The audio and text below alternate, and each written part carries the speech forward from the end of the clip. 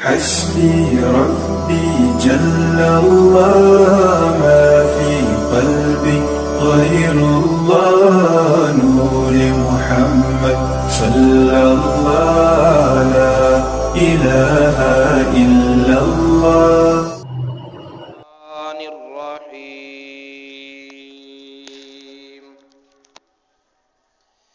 إن الذين سبقت لهم منا الحسنى أولئك عنها مبعدون لا يسمعون حسيسها وهم فيما اشتهت أنفسهم خالدون. صدق الله العلي العظيم وصدق رسوله النبي الكريم. نحن على ذلك من الشاهدين والشاكرين والحمد لله رب العالمين.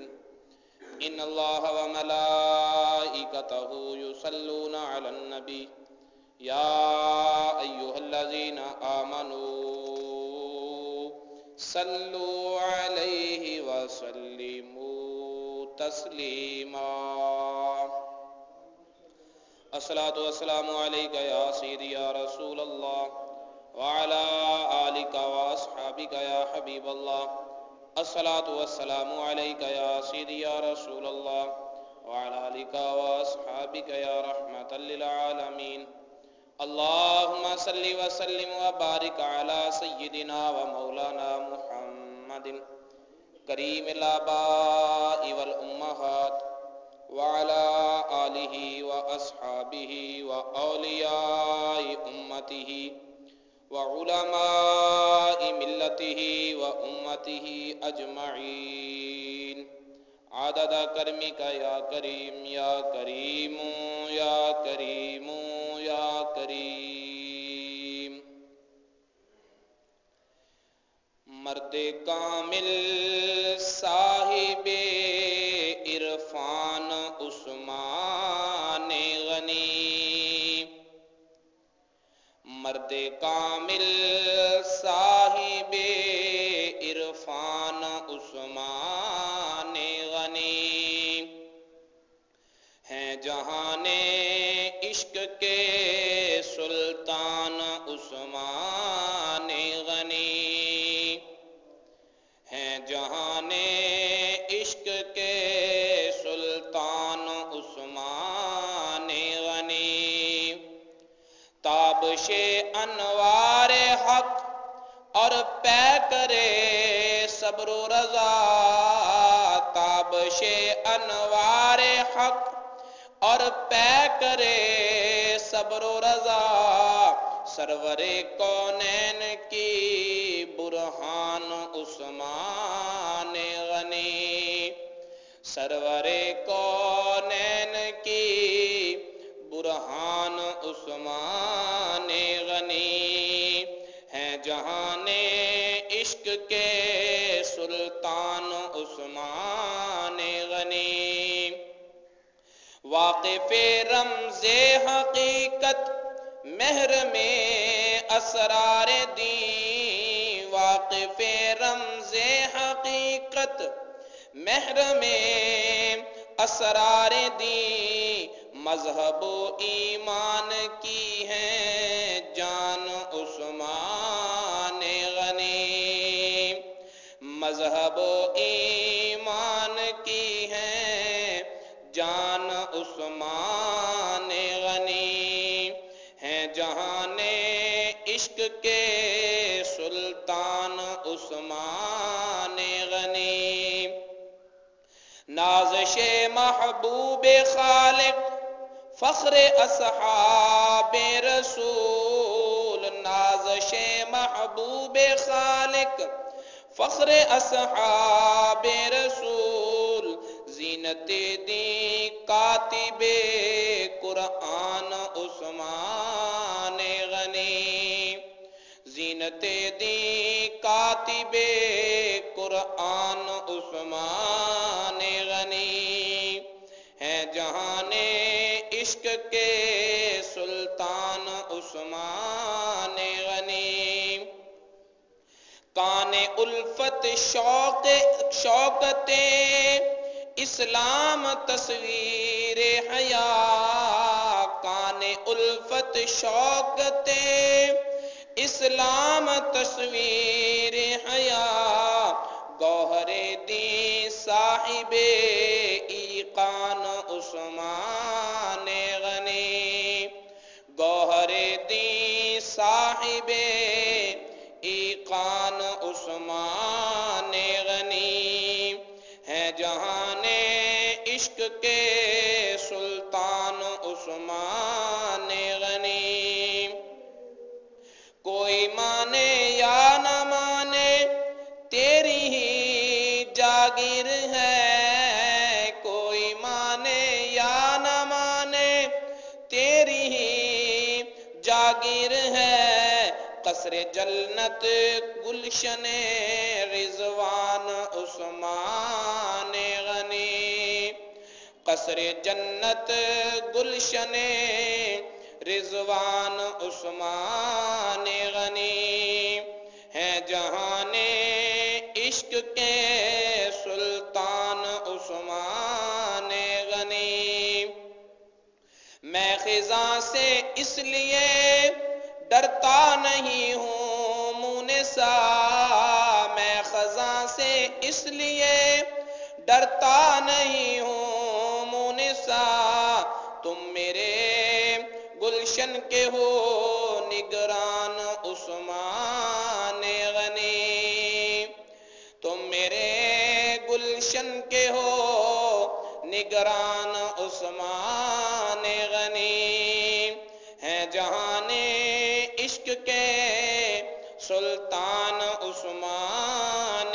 غنی، ہو کرم کے خضر کی ہر منقبت کر لو قبول، ہو کرم کے خضر کی ہر منقبت کر لو قبول، از برائے خواجائے گیہان عثمان غنی، مرد کامل صاحب عرفان عثمان غنی، ہیں جہان عشق کے سلطان عثمان غنی۔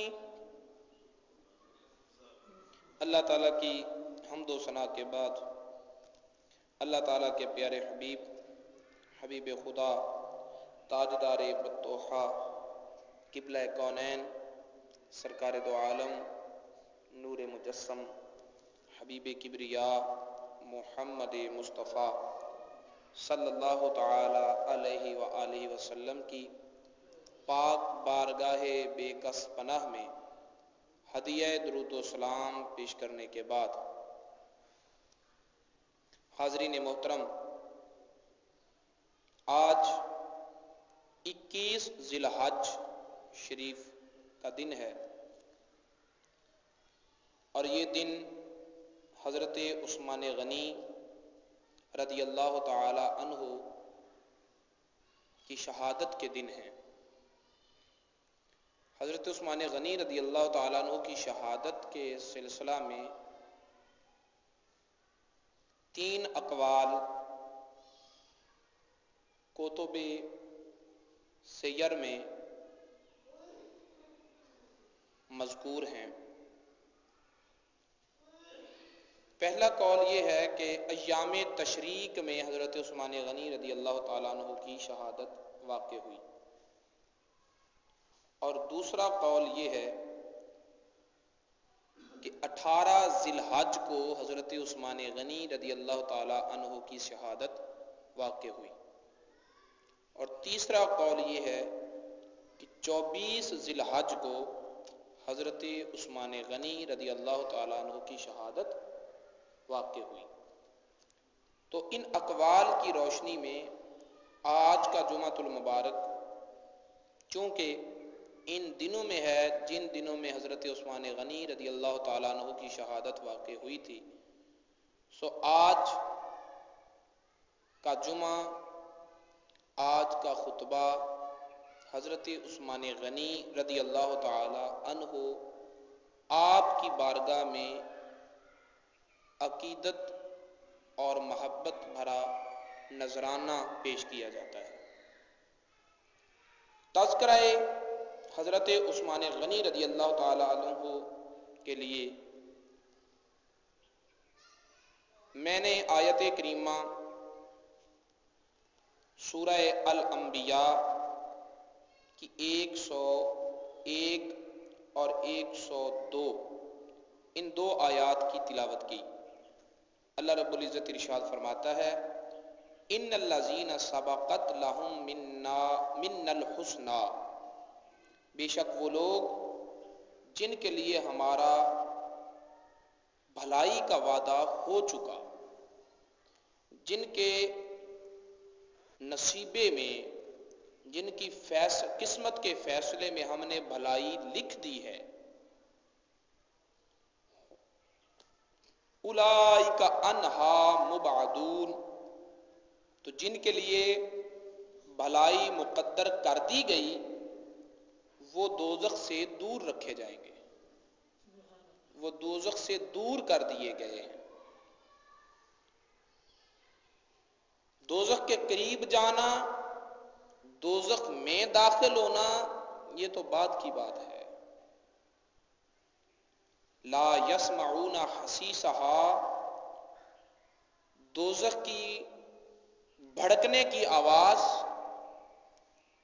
جو 40 سال کی مسافت دور تک سنائی دے رہا ہوگا، یہ لوگ دوزخ کے بھڑکنے کی آواز بھی نہیں سنیں گے، دوزخ سے اتنا دور کر دیے گئے۔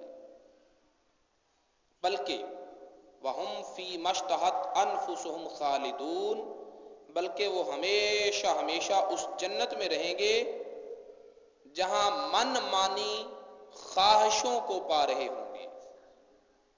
ان کی خواہشات کی تکمیل کا سامان جس جنت میں ہے، اس جنت میں انہیں ہمیشہ ہمیشہ کے لیے رکھا جائے گا۔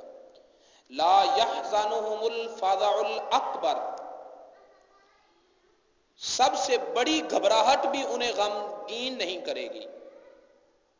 وتتلقاهم الملائکہ، اور فرشتے ان کو خوشخبریاں سناتے ہوئے ان کا استقبال کریں گے اور انہیں کہیں گے کہ ھذا یومکم الذی کنتم توعدون، یہ وہ دن ہے جس دن کا تم سے وعدہ کیا گیا تھا۔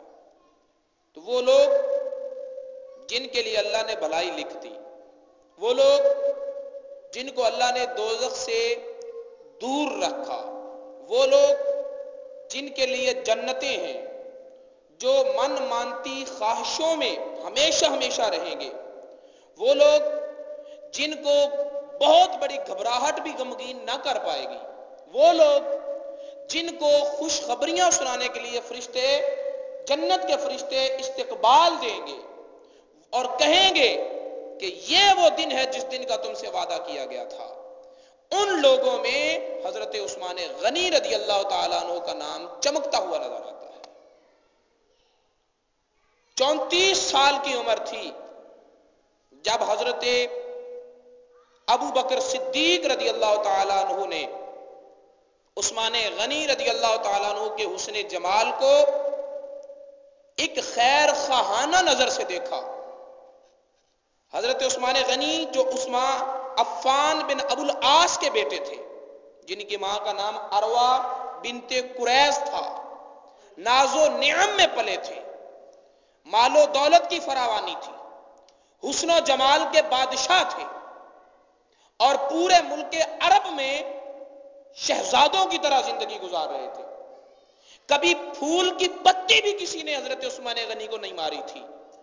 ایسی شاہانہ زندگی، ایسی ٹھاٹ باٹ کی زندگی، ایسا حسن و جمال، ایسے ناز و نعم، ایسا پیکرے خوش حضرت ابو بکر صدیق رضی اللہ تعالیٰ عنہ نے جب بازار میں آتے ہوئے دیکھا کہ عثمان غنی یہ تو جنت کا دولہا لگتا ہے، عثمان غنی جو حسن کا بادشاہ ہے، عثمان غنی جو پیکرے رانائی ہے، حضرت ابو بکر صدیق رضی اللہ تعالیٰ عنہ نے دیکھا اور پھر دیر تک دیکھتے رہے اور یہ سوچتے رہے کہ اے ابو بکر صدیق خاموش کیا دیکھ رہا ہے؟ کیا یہ وجود خدا نے دوزخ کے لیے بنایا ہوگا؟ کیا یہ حسن و جمال خدا نے دوزخ کے لیے بنایا ہے؟ تو کوشش کیوں نہیں کرتا اسے شرک اور کفر کی زندگی سے نکال کر مصطفیٰ کے قدموں میں کیوں نہیں لے جاتا؟ جب اللہ والے نگاہ اٹھاتے ہیں تو ان کی نگاہ کا زاویہ کچھ اور ہوتا ہے۔ سارا ملک عرب حضرت عثمان غنی کے حسن کا دل دادا تھا، ان کے جمال اور ان کی رعنائی کا فریفتہ تھا۔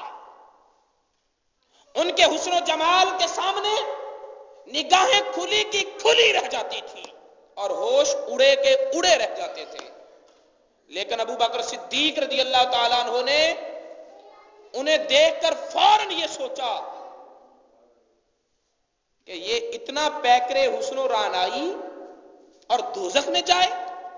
ابو بکر صدیق کے دل کو یہ گوارا نہیں ہو سکتا، ابو بکر صدیق کے دل کو یہ گوارا نہیں ہو سکتا۔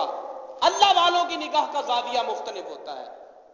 جیسے حضرت موسیٰ پاک آہنگر لاہور والے جو لوہار تھے، ان کے پاس اپنے چرخے کا تکلا سیدھا کروانے کے لیے ایک مائی اور اس کی بیٹی لڑکی آئی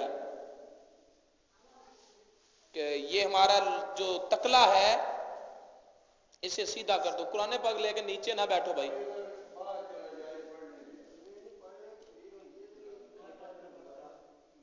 تکلا لوہے کا چرخے کا تکلا لیا اور موسیٰ پاک کے پاس آئے، کہنے لگی کہ ہمارا لوہے کا تکلا سیدھا کر دو۔ تکلا رکھ دیا بھٹی میں اور خود دیکھنے لگے لڑکی کو۔ دیکھتے رہے، ماں نے ٹوکا کہ یہ کیا، ہم تکلا سیدھا کروانے آئی ہیں، تم کیوں گھور گھور کر دیکھ رہے ہو؟ وہ مائی سمجھی کہ کوئی بد نظر ہے جو میری بیٹی کو دیکھ رہا ہے، لیکن موسیٰ پاک کہنے لگے اے مائی صاحبہ، میں بد نظری سے نہیں دیکھ رہا بلکہ میں پاک نگاہ سے دیکھ رہا ہوں تاکہ میں اس لڑکی کو بھی پاک کر دوں، بڑے آئے پاک نظر والے اور بد نظر والے، نوجوان خوبرو لڑکی کی طرف دیکھنے کی جھانکنے کی اجازت شرع نہیں دیتی۔ حضرت موسیٰ پاک نے وہی تکلا جو اب تک بھٹی میں سرخ ہو چکا تھا، آگ میں آگ بن چکا تھا، اٹھایا اور سرمے کی سلائی کی طرح آنکھوں میں لگایا، فرمایا مائی اگر یہ آنکھ ناپاک ہوگی تو جل جائے گی، پاک ہوگی تو بچ جائے گی۔ لا الہ الا اللہ محمد الرسول اللہ کہا اور دونوں آنکھوں میں سلائی کی طرح وہ تکلا لگا لیا۔ جب اس لڑکی اور اس کی ماں نے دیکھا کہ آگ کی طرح گرم لوہے کی سلاخ اور آنکھ کو ذرا تکلیف نہ پہنچی، حیرت کا مجسمہ بن گئی، تب حضرت موسیٰ پاک آہنگر بولے مائی میں کوئی بد نظری سے نہیں دیکھ رہا تھا، میں تو اس لیے دیکھ رہا تھا کہ اتنی حسینہ اور جمیلہ لڑکی ہے، یہ دوزخ کی طرف جا رہی ہے، میں چاہتا ہوں کہ یہ پیکرے حسن و جمال دوزخ کا ایندھن نہ بنے بلکہ جنت کی رونق بنے۔ مائی اور مائی کی لڑکی وہی کلمہ پڑھا اور مسلمان ہو گئی۔ آج بھی ان دونوں کا مزار موسیٰ پاک کی دہلیز پہ ہے، لاہور مکلوڈ روڈ پر۔ اسی طرح حضرت بابا فرید الدین گنجے شکر رحمت اللہ علیہ، جن کے عرس کے دن ان قریب آ رہے ہیں، 1 محرم سے 10 محرم تک فرید الدین گنجے شکر رحمت اللہ علیہ پاک پتن میں عرس ہوتا ہے۔ وہ ملتان میں بہاؤالدین زکریا ملتانی رحمت اللہ علیہ کے پاس بطور مہمان آئے، تو بہاؤالدین زکریا ملتانی رحمت اللہ علیہ نے اپنی ایک لونڈی کو لوٹے میں پانی دے کر بھیجا کہ جاؤ خواجہ صاحب کو وضو کرواؤ۔ اب لونڈی لوٹا پانی کا لے کر آئی ہاتھ دھلانے کے لیے، وضو کروانے کے لیے، اور فرید الدین گنج شکر رحمت اللہ علیہ کی نگاہیں اس کی پیشانی پہ اٹک گئی، اس کی پیشانی پہ اٹک گئی۔ وہ سر جھکائے پانی بہاتی رہی، اور خواجہ صاحب اس کے چہرے پر نگاہ ٹکائے ہاتھوں کو دھوتے رہے۔ لوٹا پانی کا ختم ہو گیا، وضو کیا کرنا تھا، ابھی تک ہاتھ ہی دھوئے جا رہے ہیں۔ پھر گئی بہادر زکریہ ملتانی رحمت اللہ علیہ کی بارگاہ میں، حضور یہ کیسا بابا ہے، یہ کیسا فقیر ہے، یہ کیسا درویش ہے کہ میرے چہرے کی طرف دیکھے جا رہا ہے، دیکھے جا رہا ہے، نگاہ نہیں اٹھاتا۔ جب یہ جملہ مکمل کر کے لڑکی نے خواجہ بہاؤدین زکریا ملتانی کی طرف دیکھا تو حیرت کا مجسمہ بن گئی کہ جس بزرگ نے آج تک اسے نگاہ بھر کر نہیں دیکھا تھا، آج وہ ملتانی صاحب بھی اس کے چہرے کو دیکھتے جا رہے ہیں، دیکھتے جا رہے ہیں۔ فرمایا حضور مجھے کیا حکم ہے؟ فرمایا جاؤ دوسرا لوٹا لے جاؤ، تو یہ کہتی ہے کہ بابا کیسا ہے جو میرا چہرہ دیکھ رہا ہے، اور میں یہ دیکھ رہا ہوں کہ جس دعا کے لیے میں 40 سال تک تیری بخشش کی دعا کرتا رہا، تیرے چہرے کی تقدیر نہ بدلی، تیری پیشانی پر لکھا ہوا حرف کہ یہ دوزخی ہے وہ نہیں مٹا۔ میں دیکھ رہا ہوں کہ ایک لوٹا پانی کا تو نے بہایا ہے، بابا نے تیری تقدیر بدل دی، تیری تقدیر بدل دی ہے۔ تو دیکھ رہی ہے کہ وہ میری طرف دیکھے جا رہے ہیں، اور میں دیکھ رہا ہوں کہ بابا نے ہاتھ نہیں دھوئے، تیری تقدیر کا صفحہ دھو دیا ہے، تیرے مقدر کو دھو دیا ہے۔ اب رات جب ہوئی، حضرت بہادر زکریا ملتانی رحمت اللہ علیہ اپنی تنہائی میں مصلی پر گئے، رب تعالیٰ سے راز و نیاز کی باتیں شروع ہوئیں، مناجات کا دروازہ کھلا، خطابات ہونے لگے، تو عرض کی مولا 40 سال ہو گئے میں اپنی خادمہ کی بخشش کرواتا رہا، میں نے راتوں کو رو رو کر دعائیں مانگی کہ یا اللہ میرے دروازے میری دہلیز کی نوکر ہے، میرے دروازے کی خادمہ ہے، اسے بخش دے، اس کی پیشانی پر دوزخی کی مہر اٹھا دے، اسے جنتی کر دے، اسے سعیدہ کر دے، اسے سعادت مند بنا دے۔ مولا 40 سال کی دعا نہ قبول کی، اور فرید الدین کا ایک نگاہ سے تو نے تقدیر بدل دی،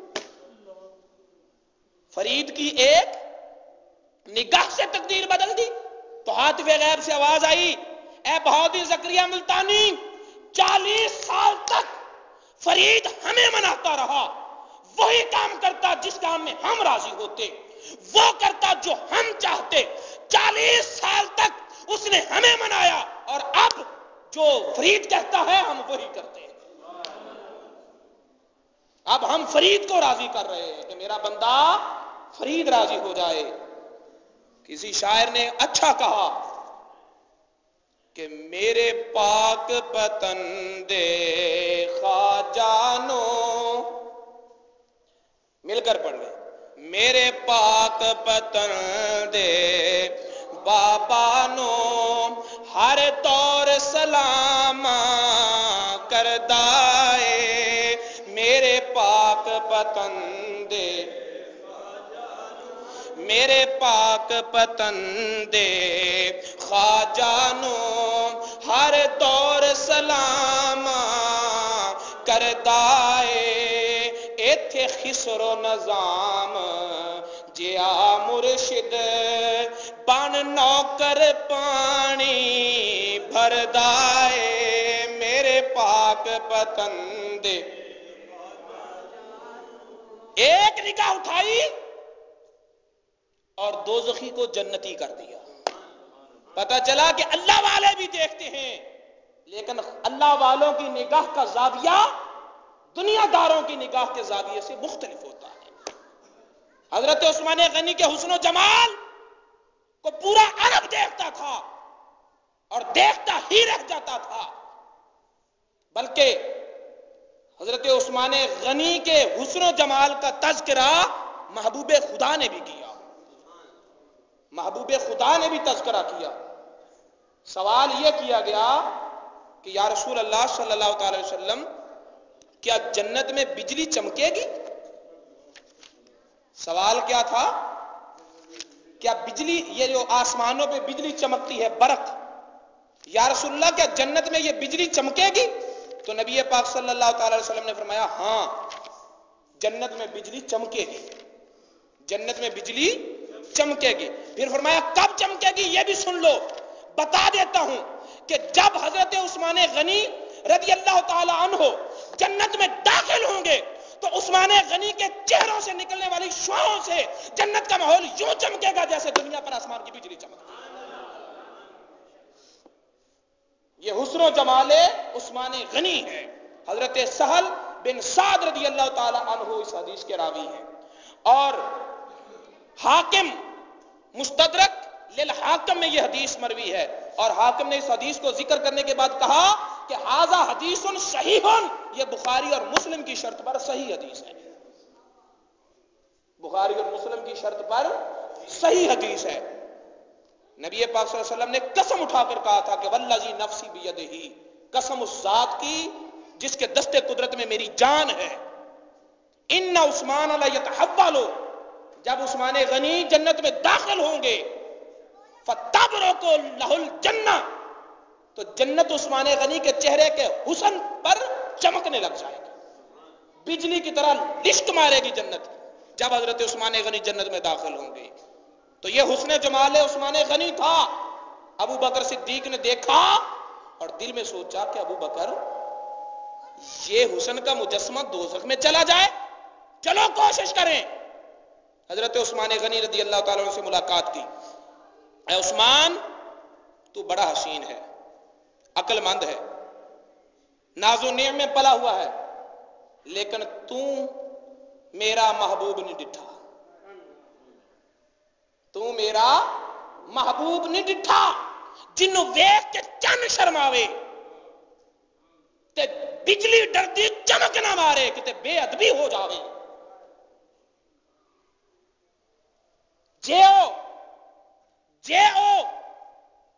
گلشن میں جاوے تے ہاتھ پھلا وچ رل جاوے۔ اے عثمان غنی، تو بڑا حسین و جمیل ہے، لیکن میں چاہتا ہوں تجھے اس بارگاہ میں لے جانوں جہاں سے حسن کی خیرات تقسیم ہوتی ہے، جہاں حسن و جمال کی خیرات بٹتی ہے، جہاں حسن و جمال تقسیم کیا جاتا ہے، تجھے اس بارگاہ میں لے جاؤں جہاں پر یوسف علیہ السلام بھی طلبگاروں میں کھڑے ہیں، خریداروں میں کھڑے ہیں، طالب دیدار ہو کر نظر آتے ہیں۔ اور میرے محبوب کا حسن یہ ہے کہ دیکھنے والے کہا کرتے ہیں اللہ اللہ، دیکھنے والے کہا کرتے ہیں اللہ اللہ، یاد آتا ہے خدا دیکھ کے صورت پیاری۔ اے عثمان غنی، جو کوئی چہرہ مصطفیٰ کو تک لیتا ہے پھر وہ اللہ کا ذاکر بن جاتا ہے۔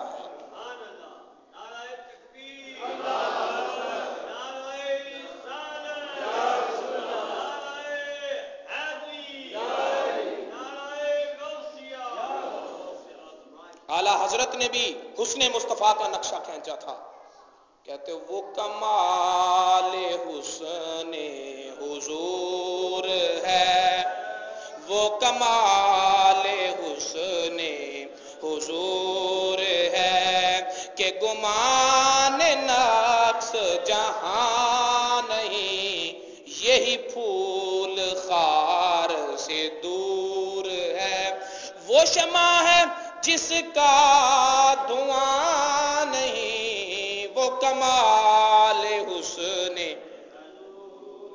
ہر پھول کے ساتھ کانٹا ہوتا ہے، ہر شمع میں دھواں جلتا ہے، لیکن جس شمع کے جلنے کے ساتھ دھواں اٹھے وہ شمع بجھ جایا کرتی ہے۔ فرمایا یہ ایسا پھول ہے جس کے ساتھ کانٹا نہیں، یہ ایسی شمع ہے جس کے ساتھ دھواں نہیں۔ عثمان غنی نے جب ذکر رسول سنا اور زبان صدیق سے سنا تو دل میں چاہت، دل میں تڑپ پیدا ہوئی، چلو صدیق چلتے ہیں تیرے محبوب کو دیکھتے ہیں، سارا عرب میرے حسن کو دیکھتا ہے، چل آج تیرے یار کے حسن کو دیکھ۔ اور جب حضرت عثمان غنی رضی اللہ تعالیٰ عنہ بارگاہ نبوت میں حاضر ہوئے تو عقل دنگ رہ گئی کہ میں بھی حسین ہوں لیکن اچھا لباس مجھے حسین کرتا ہے، میں بھی حسین و جمیل ہوں لیکن ناز و نعم میں اور مال و دولت میرے حسن کی آرائش اور زیبائش کا سامان ہے۔ اچھا لباس، اچھی سواری، اچھا مکان اور اچھے ماحول میں پل کر حسین ہوا ہوں۔ اے صدیق اکبر، تو جہاں لے کر آیا ہے زمین کے فرش پہ بھی اس کا حسن چمک رہا ہے،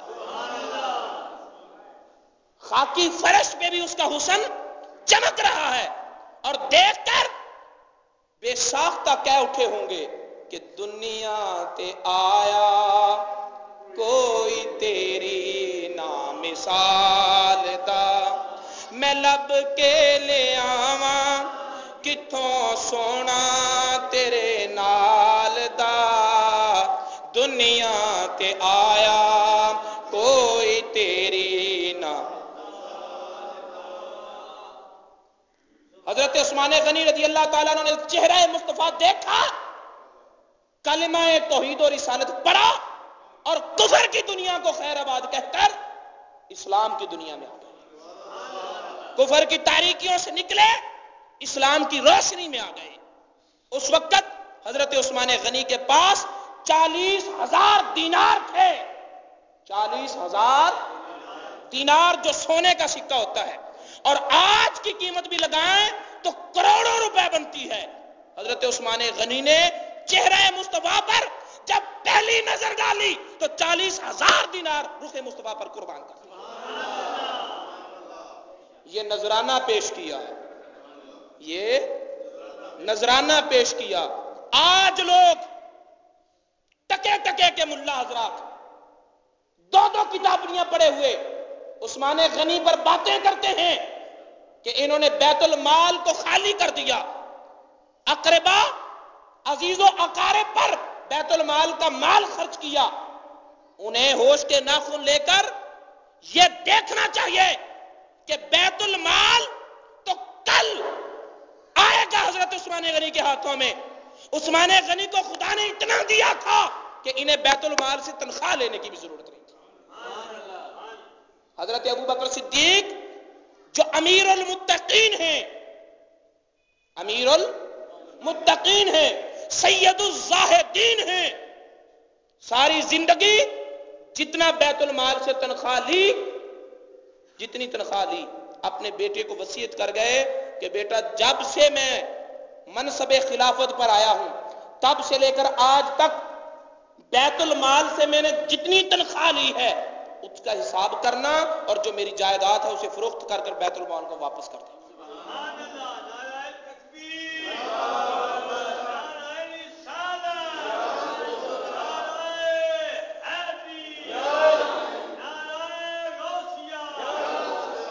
حضرت عمر فاروق رضی اللہ تعالیٰ عنہ نے کہا ابو بکر صدیق تو نے خلافت کی ذمہ داریاں بعد والوں کے لیے بڑی مشکل کر دی ہے، تو نے خلافت کی ذمہ داری بعد والوں کے لیے بڑی مشکل کر دی ہے، واپس کر دیا، لیا تو ضرور، لیا تو صحیح۔ حضرت عمر فاروق رضی اللہ تعالیٰ عنہ نے بیت المال سے وظیفہ لیا تو صحیح، لیکن عثمان غنی ہیں جو منصب خلافت پر 12 سال رہے لیکن 1 روپیہ بھی بیت المال کا اپنے گھر نہیں لائے، نہ وظیفے کے طور پر نہ امداد کے طور پر، 1 روپیہ بھی نہیں لیا۔ تم کہتے ہو بیت المال عثمان غنی نے اپنے رشتہ داروں پر خرچ کیا تھا، ہاں انہوں نے اپنے رشتہ داروں پر خرچ کیا لیکن بیت المال سے نہیں کیا، اپنے گھر سے کیا۔ جب وہ کلمہ پڑھ کر مسلمان ہوئے 40,000 دینار رسول اللہ کی بارگاہ میں پیش کیا، تب کس بیت المال کے وارث تھے؟ تب کس بیت المال کے وارث تھے؟ بولیے۔ اللہ نے عثمان غنی کو غنی کیا تھا، اور جب مصطفیٰ کریم صلی اللہ تعالی علیہ وسلم نے اعلان فرمایا جیش اسرت تیار کرنے کے لیے غزوہ تبوک کے موقع پر حضرت ابو بکر صدیق رضی اللہ تعالی عنہ اپنے گھر کا سارا سامان اٹھا لائے، حضرت عمر فاروق رضی اللہ تعالیٰ عنہ گھر کا آدھا مال لے آئے، لیکن عمر فاروق کا آدھا مال کتنا تھا اپنے ہی سر پر اٹھا کر لائے نا۔ حضرت عمر ابو بکر صدیق سارے گھر کا مال لے آئے، لیکن کتنا تھا اپنے ہی سر پر اٹھا کر لائے نا۔ وہ اتنا مال تو نہیں تھا جس کو اٹھانے کے لیے اونٹ کی ضرورت پیش آئے، لیکن حضرت عثمان غنی رضی اللہ تعالیٰ عنہ اندازہ کریں کہ ایک موقع پر، یہ حضرت عبد الرحمن بن خباب راوی ہیں، ترمذی اور مسند امام احمد بن حنبل میں یہ روایت ہے، فرماتے ہیں شہدت النبی وہو یحث علی جیش الاسرۃ، میں نبی پاک صلی اللہ علیہ وسلم کی بارگاہ میں تھا، سرکار مدینہ جیش الاسرت کی تیاری کے لیے لوگوں کو ابھار رہے تھے۔ فقام عثمان بن عفان، حضرت عثمان بن عفان کھڑے ہوئے اور فرمایا یا رسول اللہ علیہ مئۃ بعیر باحلاسها واقطابها، یا رسول اللہ 100 اونٹ بما ساز و سامان کے آپ کی بارگاہ میں نیاز کرتا ہوں۔ کتنا؟ نبی پاک صلی اللہ علیہ وسلم نے دوبارہ اعلان کیا تو حضرت عثمان غنی پھر کھڑے ہوئے، فرمایا محبوب کا دوسرا اعلان ہے یا رسول اللہ 200 اونٹ۔ نبی پاک صلی اللہ علیہ وسلم نے تیسری مرتبہ پھر اعلان کیا، پھر حضرت عثمان غنی کھڑے ہوئے اور فرمایا یار کا تیسرا اعلان ہے یا رسول اللہ 300 اونٹ۔ اس کے بعد رسول اللہ نے اعلان نہیں کیا بلکہ یہ کہتے ہوئے منبر سے اترے گے، فرمایا ما علی عثمان ما عمل بعد هذه، عثمان آج کے بعد گناہ بھی کرے تو اس کا گناہ نہیں لکھا جائے گا، جو کرے خدا نے اسے معاف کر دیا۔ لوگ گناہ کرتے ہیں، گناہ کے بعد معافی کے طلبگار ہوتے ہیں، انہیں گناہ کے بعد معافی مانگنا پڑتی ہے۔ عثمان غنی تیری عظمت پہ سلام کہ تیری زندگی کی پاکیزگی زبان نبوت سے یوں ثابت ہے، عثمان تو نے گناہ کرنا نہیں لیکن تو کرتا بھی تو تجھے پاک ہے، اگر تو کرتا بھی تو تجھے معافی کا اعلان کر دیا گیا۔ حضرت عبد الرحمن بن سامورہ، یہ دوسری حدیث ہے، یہی غزوہ تبوک کا موقع ہے، یہی غزوہ تبوک کا موقع ہے، ترمذی اور حاکم نے اس حدیث کو روایت کیا۔ فرماتے حضرت عثمان غنی اپنی جھولی میں 1000 دینار لے کر آئے اور لا کر رسول اللہ کے سامنے رکھ دیا، یا رسول اللہ یہ غزوہ تبوک کی تیاری کے لیے نذرانہ ہے۔ 100 پھر 200 اونٹ پھر 300، ٹوٹل 600 اونٹ بما ساز و سامان کے دے چکے، اب خود 1000 دینار لے کر آئے، یا رسول اللہ یہ غزوہ تبوک کے لیے ہے۔ اس وقت کس بیت المال کے وارث تھے؟ بولو، کس بیت المال کے وارث تھے؟ اور بیت المال میں تھا بھی کیا؟ جو آتا تھا مسلمانوں پر خیرات کر دیا جاتا تھا، جو آتا تھا مسلمانوں پر، اور بیت المال کا عالم تو یہ تھا۔ اور حضرت عبد الرحمن بن سامورہ کہتے ہیں یہ روایت درمیان میں نہ رہ جائے، فرماتے ہیں کہ میں نے دیکھا کہ رسول اللہ صلی اللہ علیہ وسلم ان دیناروں میں اپنا ہاتھ پھیر رہے ہیں، یقلبها فی حجرہ، اپنی گود میں ان دیناروں کو الٹا پلٹا رہے ہیں، اور زبان مبارک سے فرما رہے ہیں ما در عثمان ما عمل بعد اليوم مرتين، 2 مرتبہ فرمایا کہ آج کے بعد عثمان جو کرے اس کو کوئی نقصان نہیں ہوگا، جو کرے اسے کوئی نقصان نہیں ہوگا، کوئی گناہ اسے کوئی گزند نہیں دے گا۔ میرے دوستو، اس وقت حضرت عثمان غنی کس مال بیت المال کے وارث تھے؟ اور جب نبی پاک صلی اللہ تعالی علیہ وسلم بیت المدینہ منورہ میں داخل ہوئے اور شہر مدینہ میں ایک کنواں تھا، ایک کنواں تھا، مسلمانوں کو پانی کی تکلیف تھی، تو نبی پاک صلی اللہ علیہ وسلم نے اس یہودی سے کہا کہ جنت کے بدلے میں کنواں دیتے ہو؟ جنت کے بدلے میں، توجہ ہے، طبرانی کی یہ حدیث، نبی پاک صلی اللہ تعالی وسلم نے یہ نہیں فرمایا کہ کلمہ پڑھ مسلمان ہو، وہ یہودی ہے، وہ یہودی ہے، اور نبی پاک صلی اللہ علیہ وسلم فرما رہے ہیں کہ کیا تو جنت کے بدلے میں کنواں بیچتا ہے؟ جنت کے بدلے میں؟ فقال له رسول اللہ بعنیها بعین فی الجنہ، یہ کنواں مجھے بیچ دے، تو مجھے دنیا کا یہ کنواں دے، میں تجھے جنت کا چشمہ دیتا ہوں۔ وہ ہے تو یہودی، یہودی جنت میں جائے گا؟ بولو، کافر جنت میں جائیں گے؟ پھر رسول اللہ اس سے کیوں سودا کر رہے ہیں؟ اس منبر کا میں سودا نہیں کسی سے کر سکتا، کسی کو بیچ نہیں سکتا، کیونکہ میں مالک نہیں ہوں۔ اس منبر کو میں نہیں بیچ سکتا، اس مائک کو میں نہیں بیچ سکتا، کیونکہ میں مالک نہیں ہوں، لیکن جو میرا ہے اسے تو میں بیچ سکتا ہوں۔ بولو، فرمایا بینیہا، مجھے یہ کنواں بیچ دے، جنت میں چشمہ دوں گا۔ سودا ہوا یا نہیں ہوا یہ بات کی بات ہے، لیکن زبان مصطفیٰ کے یہ الفاظ بتا رہے ہیں کہ خدا نے جنت مصطفیٰ کو دے دی ہے، مرضی آئے کلمہ پڑھنے والے کو دے دے، مرضی آئے یہودیوں کو دے دے۔ خدا نے جنت مصطفیٰ کو دے دی ہے، اب وہ چاہیں تو یہودیوں کو بیچیں، چاہیں تو وہ یہودیوں کو بیچیں، لیکن وہ تھا یہودی جنت میں کب آتا؟ یہ تو ایک اشارہ تھا جو یار تک پہنچانا تھا۔ حضرت عثمان غنی نے زبان رسالت سے نہیں سنا، اڑتی ہوئی بات سنی کہ رسول اللہ نے یہ سودا کیا لیکن یہودی نے مانا نہیں۔ 35,000 درہم دے کر کنواں خریدا، 35,000 درہم دے کر کنواں خریدا، اور کنواں خرید کر پھر رسول اللہ کی بارگاہ میں حاضر ہوئے۔ یا رسول اللہ، یہودی اگر کنواں بیچتا اسے جنت کا چشمہ ملتا، یہ صرف اسی کے لیے ہے یا جو بھی کنواں آپ کو بیچے گا؟ یہ آفر کسی اور کے لیے بھی ہے یا اسی کے لیے تھی؟ تو رسول اللہ صلی اللہ علیہ وسلم نے فرمایا کہ نعم، ہاں اے عثمان، اگر تو بھی ایسا کرے تو تیرے لیے بھی یہی سودا ہے۔ فرمایا یا رسول اللہ، اشتریتھا وجعلتھا للمسلمین، میں نے اسے خرید بھی لیا ہے اور مسلمانوں کے لیے وقف بھی کر دیا۔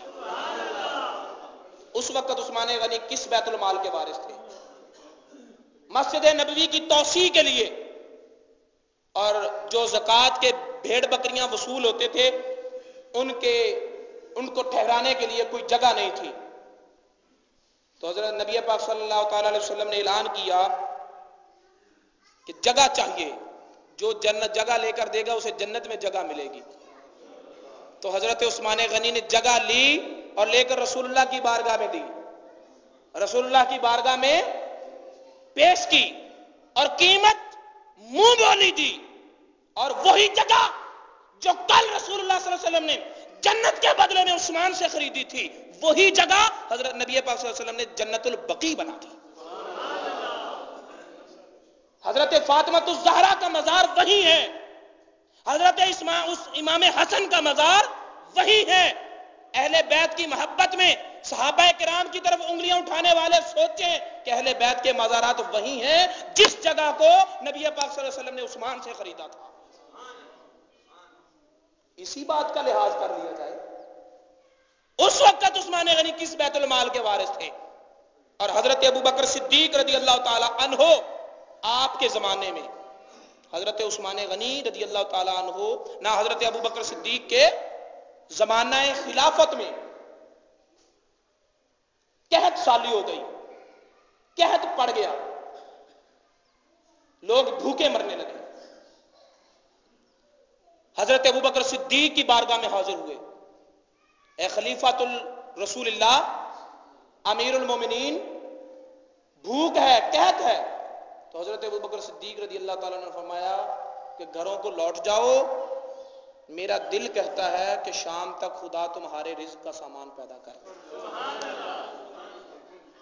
میرا دل کہتا ہے کہ شام تک، عصر کا وقت تھا، عصر کا وقت تھا، حضرت عثمان غنی رضی اللہ تعالیٰ عنہ کا تجارتی قافلہ جو شام کی طرف گیا ہوا تھا، 1000 اونٹ ان پر غلہ لگا ہوا تھا، کشمش تھی، میوے تھے، زیتون تھا، جو بھی کھانے کا سامان تھا، 1000 اونٹ تھا۔ وہ مدینہ منورہ میں داخل ہوا، اب سوداگر آ گئے، تاجر آ گئے حضرت عثمان غنی سے غلہ خریدنے کے لیے. آپ نے فرمایا کتنا نفع دو گے؟ تاجروں نے کہا عثمان جتنا تیرا خرچ ہوا ہے اس سے 2 گنا تجھے نفع دیں گے. کتنا نفع دیں گے؟ فرمایا نہیں تھوڑا ہے. نہیں تھوڑا ہے. کہنے لگے 3 گنا دیں گے. آپ نے فرمایا اب بھی تھوڑا ہے. کہنے لگے 4 گنا دیں گے. آپ نے فرمایا اب بھی تھوڑا ہے. کہنے لگے 5 گنا دیں گے. آپ نے فرمایا اب بھی نہیں بیچتا، میں تو اسے بیچوں گا جو 10 گنا دے. میں اسے بیچوں گا جو، کون ہے تم میں سے جو مجھے 10 گنا منافع دے؟ تاجر گھروں کو چلے گئے کہ ہم اتنا منافع نہیں دے سکتے. آپ نے لوگوں کو اکٹھا کیا اور فرمایا لوگوں گواہ ہو جاؤ، میں نے 1000 اونٹ کا سودا اپنے رب سے کر لیا.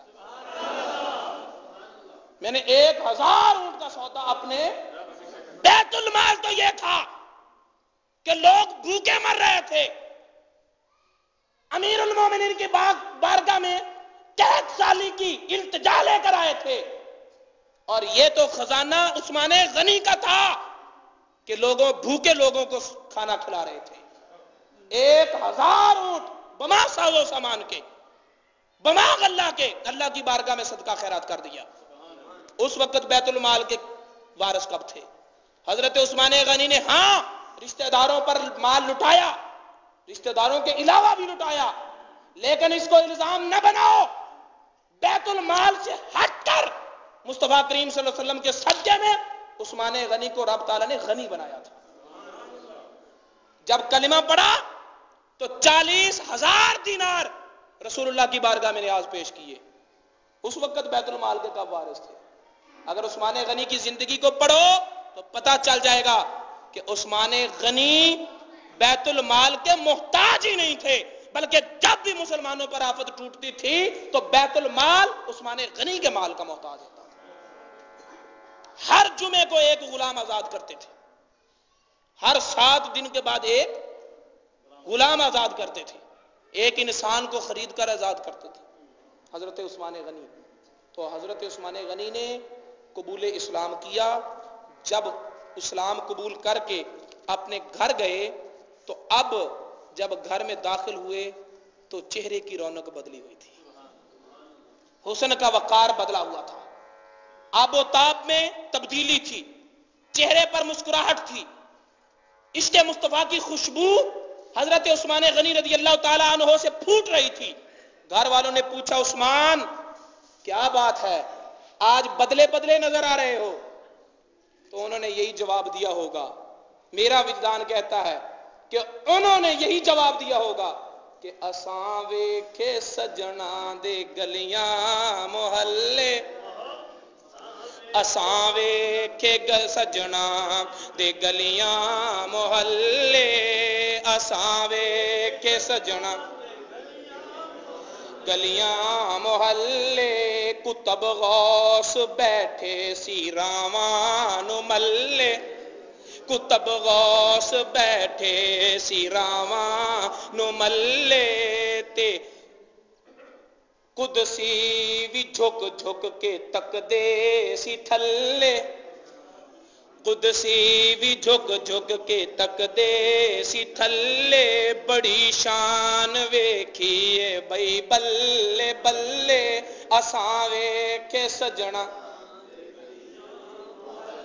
اساں ویکھے سجنا دے گلیاں محلے، اساں ویکھے سجنا دے. حضرت عثمان غنی رضی اللہ تعالیٰ عنہ، ان کے چچا حکم بن ابو العاص سخت ظالم تھے، اور عثمان غنی کا وجود آج تک پھول کی پتی بھی اس وجود سے ترش روئی میں نہ چھوئی تھی. نازک اندام تھے، حسین و جمیل تھے. چچا نے کوڑے برسائے، لیکن حضرت عثمان غنی نے صبر کیا، اور ایک ہی آواز تھی کہ چچا جان تو مجھے مار مار کر میری جان تو لے سکتا ہے لیکن ایمان نہیں لے سکتا. جان تو لے سکتا ہے لیکن ایمان. پہلے کوڑے برسائے، عثمان غنی ثابت قدم رہے. پھر آپ کو الٹا لٹکایا گیا، عثمان غنی ثابت قدم رہے. پھر الٹا لٹکا کر نیچے آگ جلا دی گئی، بڑی تکلیف ہوئی، اتنی اذیت دی گئی. لیکن عثمان غنی کا وجدان کیا کہتا ہوگا کہ جفا جو عشق میں ہوتی ہے وہ جفا ہی نہیں، ستم نہ ہو تو محبت میں کچھ مزہ ہی نہیں. ستم کیے، ظلم کیے، لیکن عثمان غنی نے ثابت کر دیا کہ ترش روئی سے مجھے گالی ہزار دو، یہ وہ نشہ نہیں جسے ترشی اتار دے. عشق مصطفیٰ کا رنگ چڑھ گیا ہے. سو ظلم و ستم کر کر کے وہ تھک گئے، جب انہوں نے کھولا تو سیدھے مصطفیٰ کی بارگاہ میں آئے. یہ تھے حضرت عثمان غنی کا قبول اسلام. حضرت عثمان غنی نے یوں اسلام قبول کیا اور ثابت قدم رہے. 24 ذی الحج کو، 24 کیونکہ میں نے پہلے بتایا کہ حضرت عثمان غنی کی شہادت میں 3 اقوال ہیں. ایام تشریق میں آپ کی شہادت واقع ہوئی، ایک قول ہے. 18 ذی الحج کو آپ کی شہادت واقع ہوئی، دوسرا قول ہے. 24 ذی الحج کو آپ کی شہادت واقع ہوئی، یہ تیسرا قول ہے. 18 بھی گزر گیا، ایام تشریق بھی گزر گئے. 24 ذی الحج پیر کے دن بعد از نماز عشاء شہادت عثمان غنی رضی اللہ تعالیٰ عنہ کے سلسلے میں انشاءاللہ العزیز جامع مسجد مبارک میں پروگرام ہوگا. حسبی ربی جل اللہ